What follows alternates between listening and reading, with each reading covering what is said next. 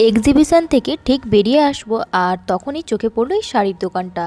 Specially এই শাড়িটা মাশরু বেনারসি। আর এই হট পিঙ্ক কালারটা দেখো কতটা সুন্দর লাগছে, আর শাড়িটা ছিল ভীষণই সফট। তো সেটাই উল্টে পাল্টে দেখছিলাম।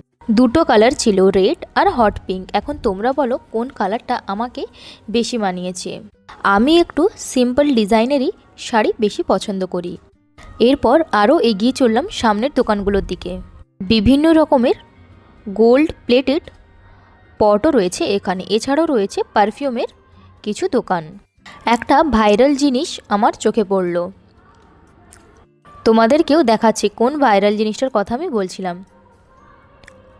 বিভিন্ন অ্যাপসে আমি এই পারফিউমের শেডটা অনেক দেখেছি, আর এখন সেটা চোখের সামনে দেখতে পেলাম।